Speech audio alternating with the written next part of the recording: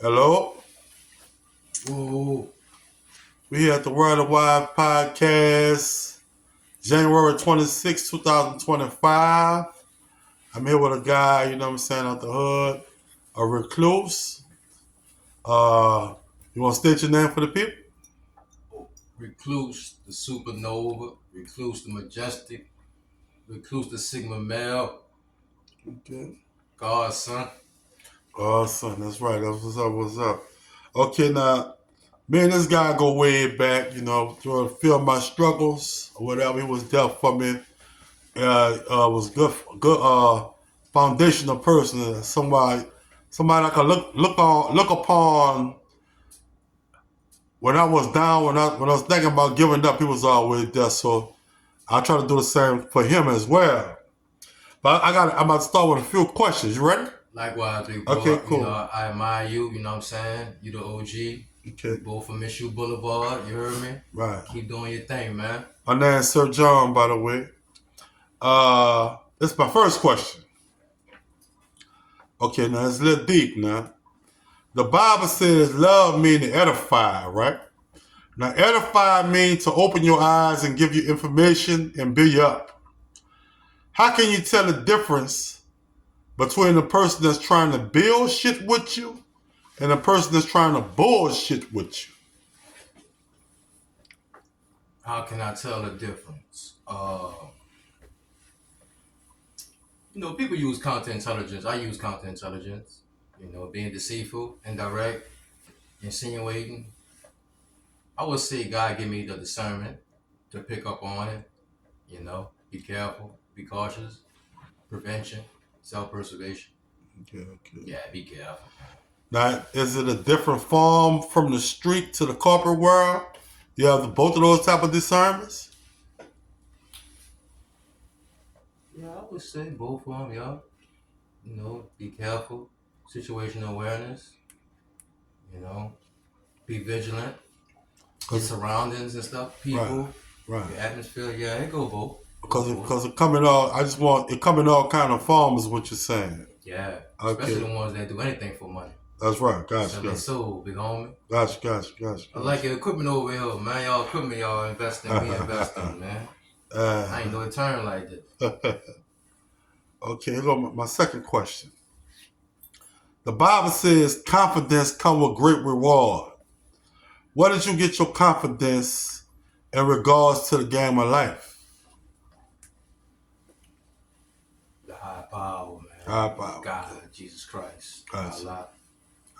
Yeah, man. Even through the bad times, the good times, the great times, we still gotta put them first, Gotcha. All those are lessons. Gotcha. We live and we learn, Gotcha. We never stop learning, forever scholar, forever studious. Mm-hmm. Just gotta keep an open mind, stay liberal minded, man. What's some of the rewards you think you're gonna receive for showing that confidence? I don't expect, but I would like good health. The things money can't buy. Mm-hmm. Good health, love, inner happiness, inner peace. Mm-hmm. I would like those rewards. Those would be good incentives, And then the money, you know what I mean? Mm-hmm. The money lasts, man. Okay, I'm now. a hustler though, but count my that? blessings, man. I'm thorough too, like I'm God's son, man. Where is that? Mm-hmm. But hold on. Okay. Who you want interview? You want interview Recluse, Tulio, Mr. Alvarez? Like because I got split personalities. People used to try to gaslight me. I'm from in my hometown. Shouts out to my hometown, talking about I'm confused. But my parents from Honduras, so I had to figure it out. I wasn't confused. I'm just multicultural, multidimensional. You know what I mean? And I'm flexible. You know what I mean? So the question right here I'm about to ask is for all three of them, right? Mm-hmm. What neighborhood did you grow up in? What neighborhood did you grow up in? Mission Boulevard, New Orleans East, you heard me? The last part of the East, man. Okay. After that, you're going into another state, another outskirt. What was one of the most important lessons you learned from your hood, and how can you take that around the world? The lesson that you learned. My My neighborhood, it was pretty tight, just like any old regular neighborhood. It wasn't that gangster, It wasn't that treacherous. Well, it depends on the activities you was doing. As far as the atmosphere and all that, it wasn't all that gangster. But I'm not saying it didn't raise no gangsters. You know what I'm saying? Because New Orleans is the whole New Orleans is gangster. The whole Louisiana is gangster. But I didn't come from a real poverty-stricken area. Uh, it was middle class. Back in those days, middle class probably like now, everything upgraded. That's probably like the hood now. You know what I'm saying? Depends how y'all thinking, but I want to say this though. I don't mean to sound irrelevant, but the Asians had a plan in this shoe. You heard me when they came out there. From my speculation and scrutinizing, they came out there. They gonna wind up owning like the hospital, the gas station. So I've been to Japan. I've been to Singapore. I've been to Thailand. Shouts out to the Asians that ever watched this. Y'all some hustlers. Y'all took over my neighborhood, the Vietnamese. And I ain't hating. I don't own nothing back there in my hood. And I'm just letting you know the Asians took over my hood, man. And I ain't hating, man. But to get back to the question, Go ahead, big bro. what lesson you learned from that hood that you could take anywhere around the world? Yeah, we stuck together, we was like secluded from the city, So gathering this, we stick together, Shouts out to all my OGs from Miss Shoot, everybody. I don't want to say no name because I'll leave people out and I don't want nobody to feel offended. No matter if we talked or not in a while, I still was the best for everybody. I pray for everybody, but it was togetherness. We was cohesive, sticking together because we from like almost the isolated east. You know what I mean? Like the last bus stop. Then that bus turn around, NASA and all that. Y'all know I'm talking where I'm from. Y'all know I'm talking about the Broad Village and all that. Broad NASA. That bitch turn back around, go back in the city. Okay. Here go another question. This is a good one right here now. You ready?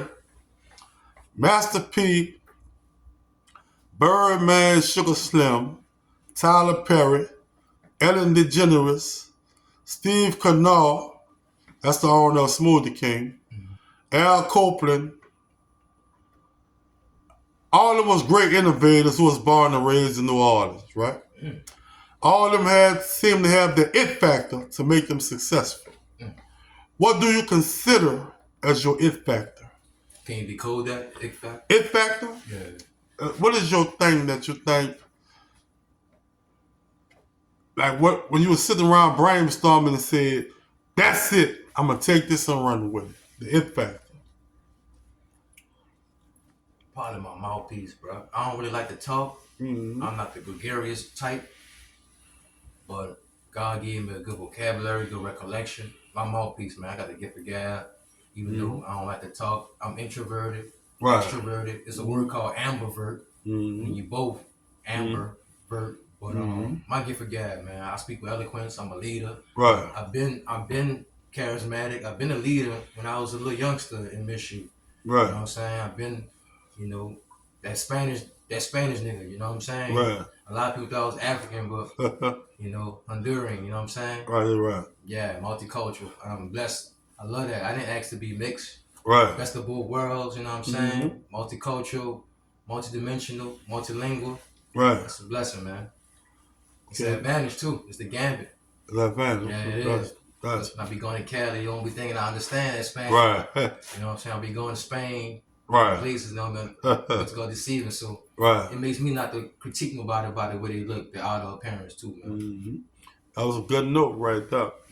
Okay, now here's another question. What was your determining factor that made you decide that the rap game was a good financial outlet for you? The rap game, I got like I said, I'm multicultural, multidimensional. I got alter ego. So the music, you know what I'm saying? This is Recluse right now. You heard me talking to you, interviewing Recluse. My alter ego, you know what I'm saying? It keeps me balanced, the equilibrium. Like, too much change ain't good, you know what I mean? And we don't really change, it's the renewal of the mind that changed, but the music was like, this is another side of me. Like, it's the hustle, I'm a pimp, I'm a gangster, and I gotta be like, music let me express myself in those ways. But, I do want to get on the gospel music. Right. You know what I mean? And there ain't no being no hypocrite. It's just spiritual warfare out here. Right. That'll probably be the name of the title. Anybody want to take it? It's up there. Where is that? You know, that's a good title for a good gospel album. You know what I mean? It's spiritual warfare out here. Okay, here's another one. I got another question. That was a good answer. The Bible declared that you'll know a tree by the fruit, right? Who are some of your favorite rappers? Okay, now, before you answer, I'm only asking you this to get your viewers a peep at your mindset of what you consider as the measuring cup of your art.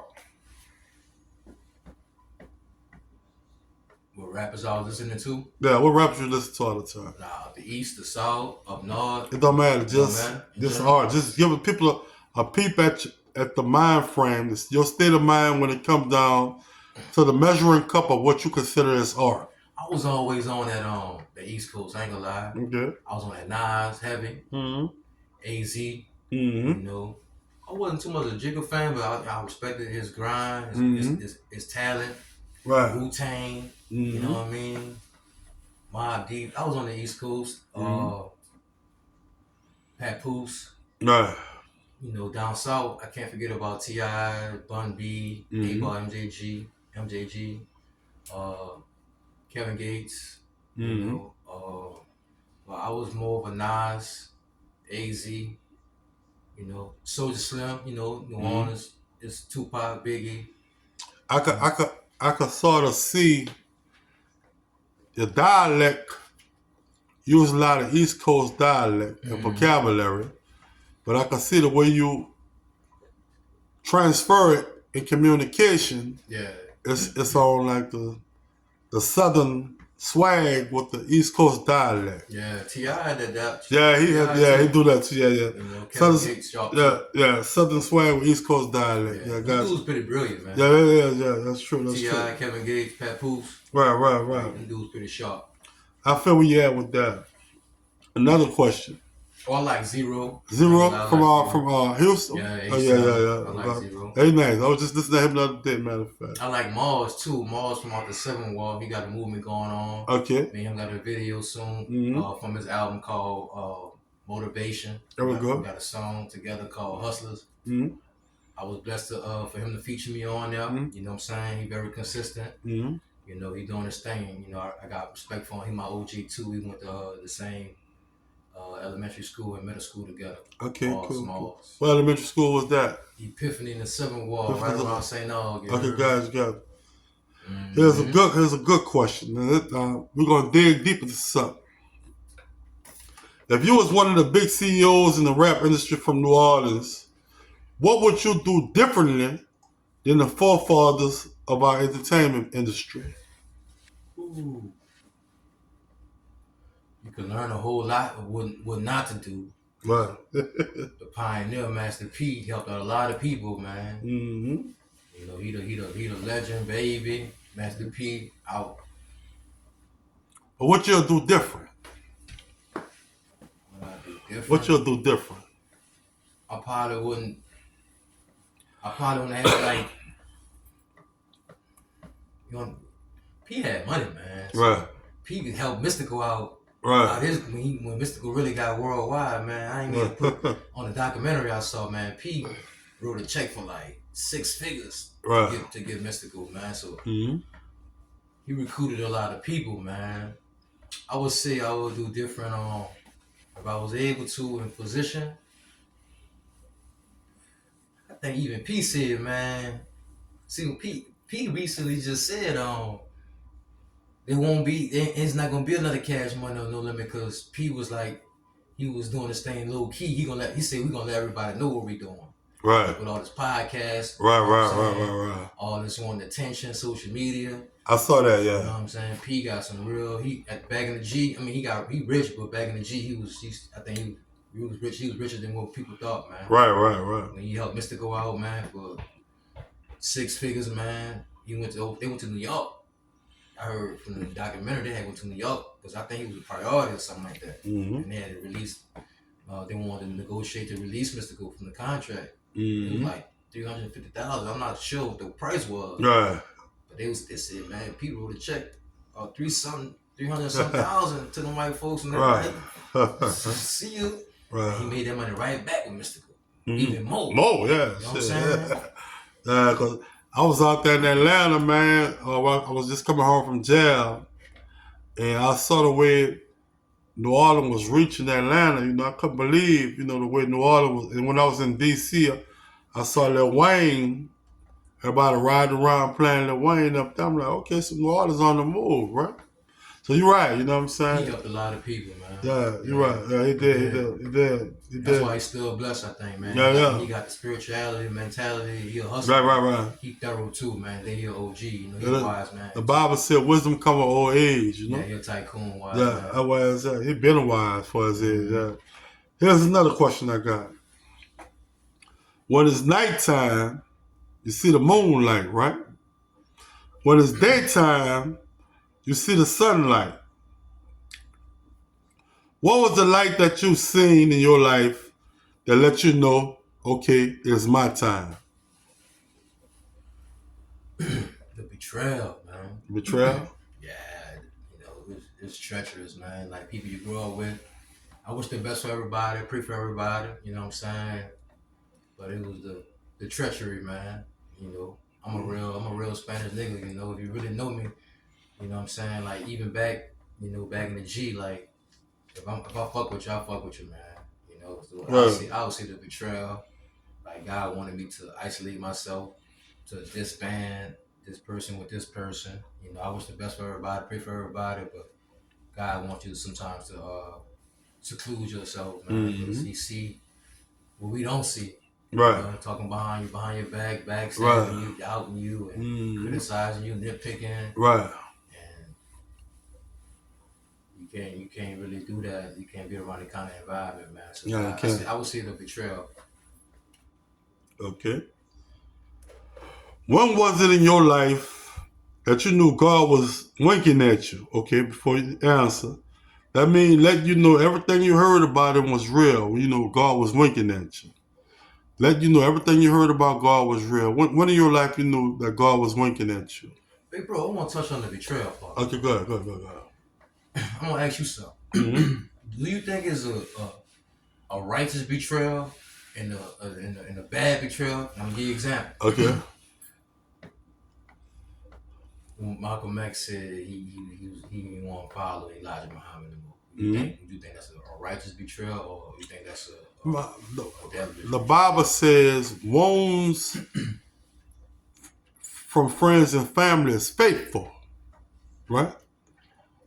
Kisses from the enemy is deceitful. Wounds from friends and family is faithful, so it is a righteous betrayal. Yeah. You know, open rebuke is better than secret love, the Bible said. So yeah, it is a righteous betrayal, yeah. So by that being said, anybody that betrayed me in a righteous way, maybe I don't understand, but best wishes to you, because I think it is a righteous betrayal and a bad betrayal when you jealous of a person or you envy that person figure it out. So that's a good topic to talk on a podcast. That's right. Kisses of an enemy of deceit. Kisses of an enemy of deceit. Because I don't like Nipsey said, if your intentions were pure, and rest in peace to the great Nipsey. He's another one I forgot to mention too. Okay, gotcha. More than a rapper. Yeah, right. I go to LA, you know, shout out to California. I've been going to California for the past 9 years. Right. Very motivated. Thank God for all the exposures, you know, because Cali on another level, even though they had that fire, they're going to recover. Right. It's Hollywood, you know. Yeah, right. There's trillions over there, you know. We don't know about they're going to fix that up. Right. You know.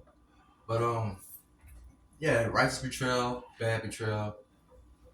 I think that's a podcast with me. You can talk about. We can talk about that would be good. We can make a list how you feel about in your life. Like, we can do whatever sky the limit, man. You know what I'm saying? Sometimes you gotta leave a person alone because they ain't no good. You heard me? That's right. Why is that? You know, discernment like that nigga ain't right, or that bitch. Oh, that female ain't right. That bitch ain't right. You know, this bitch gonna set you up. That nigga, he jealous of you, man. He won't be you. You heard me? So you gotta like, alright, betrayal, like. Let me get back to this question right here. Go ahead. When was it in your life that you knew God was winking at you? In other words, letting you know that everything you heard about God was real? When you knew he was winking at you? When I started understanding that smartness and wisdom is not the same. Right. It's not the same. Mm-hmm. When I started understanding that, man, that shit got me a little vulnerable, man, because I know a lot of motherfuckers that's too smart for their own good. Right. Oxymorons. You know what I mean? You know, you gotta have that wisdom to balance it out. Mm-hmm. You know, that wisdom will tell you, shut the fuck up, you're talking too much. Right. Listen. Right. That wisdom will tell you to ask questions. Right. Swallow your pride. Right. You know what I'm saying? Well, I say when I realized that smartness and wisdom is not the same. Mm-hmm. Yeah. Okay. Spirituality. You can have all the knowledge, go to college, and get all this information. We were just talking about useful. It's two types of knowledge and information. You got useful information and useless. Mm-hmm. So just because a person got copious knowledge, it might be useless. Right. I might can't implement that kind of knowledge. Right. So there's two types of information and knowledge. Mm-hmm. I want the knowledge, me personally, I want the knowledge that I can use in the real world, that I can implement and use in the real world. You know what I'm saying? Especially to keep me sane. That's deep. You know what I'm saying? That's what I said. Right. That's deep. Yeah. Okay. Looking at your Facebook page, right? I can see you do a lot of traveling, right? Where are some of the places that you travel to, and what keep you coming back to New Orleans after traveling to all those places? I ain't gonna lie, like I said, I'm a real bona fide person, man. Mm-hmm. I travel through my job. You know, I can't afford the places I go to. I can't afford that on my own, man. Not constantly, you know. Mm-hmm. So I travel throughout my job. I don't manifest it, you know, on social media because it's all about the music, no age limit entertainment.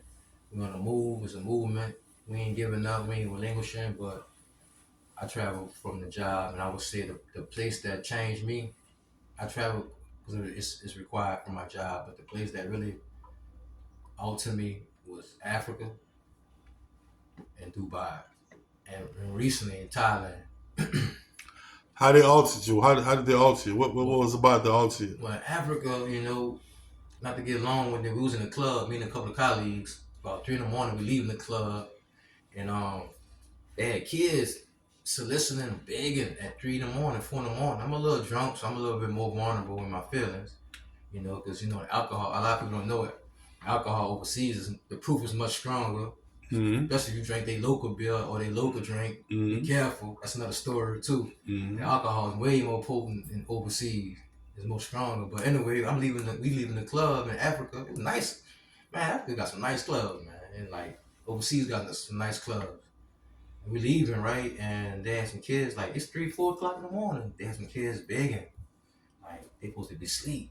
Right. So it's like, damn, that's the Guardians got them on shift like that. Right. You know, I mean, it's like a shift, you heard me? Right. So, you know, and then once you pull out your, you know, some money, like you give it to one person, they just start swarming you. Right. So I cried, you know what I'm saying? Because, I was vulnerable already from, you know, the liquor. And just in my feelings, because, you know, I come from Honduras. My mom and dad Honduran. You know what I'm saying? Like, if it wasn't for God and their efforts, I wouldn't know you. I wouldn't be from you. I'd be from Honduras, you heard? Right.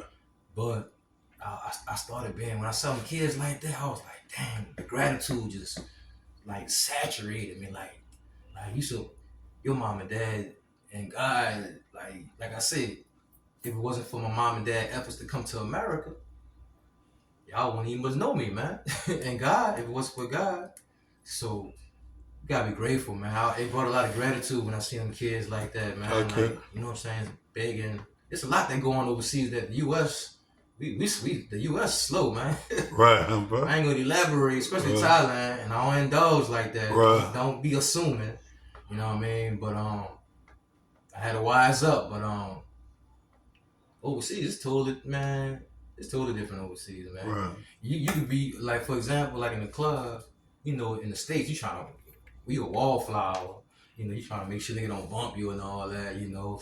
Somebody get, you know, spill a drink or on overseas, that vibe, man, you could be a gangster. You on the dance floor, bro. It'd be like, you know what I'm saying? Right. It don't be like that. Like, you know, you go to the club in America, man. Right. You gotta be careful and all that. Right. That should be having you out of character, like having fun, man. Right. Yeah, real fun. Okay, there's another question. That was a deep question. You touched me with that, right? Let me tell you something. There's two ways to eat, right? Plant a seed or go hunt, right? What are some of the seeds that you have planted, and what are some of the things as well as the people you have hunted down in order to eat this industry? Repeat that question. Okay, here we go. Let's see. Okay, there's two ways to eat. Plant a seed or go hunting. Mm. What are some of the seeds that you have planted? And what are some of the things as well as people you have hunted down in order to eat in this industry? And music. Yeah. Well, we know what I planted, bro. Yeah. To keep learning, man. I Mm-hmm. planted that, man. Okay. Keep learning. No age, we copyrighted. LLC, no matter how long the process take, you know what I'm saying? I had to invest in that. And as far as reaching out, Currency from the same neighborhood I'm from. From Mm-hmm. the same neighborhood. Shouts out to Currency. He doing big things, man. Shouts out to Currency, the big homie. We from the same street, same neighborhood. I reached out to him. He doing his thing. I made a mistake with him, but like I said, I was the best for him, praying for him. You know what I'm saying? I'm a man, no, but I reached out to him. You know what I'm saying? But I was expecting too much, and Right. when you expect too much, you get disappointed, and that's Mm-hmm. in real life too, man. You Mm-hmm. expect too much, so I would say, Currency. I shout out to him, the music. But I had burned my bridge, but we got an olive branch going on. We reconcile. He doing major things, and I'm happy for him. I wish the best for him. Keep on doing your thing, big homie. No Mm-hmm. lie. Okay. I see you have a brother that's an actor in Hollywood, right? I know this from a person's standpoint.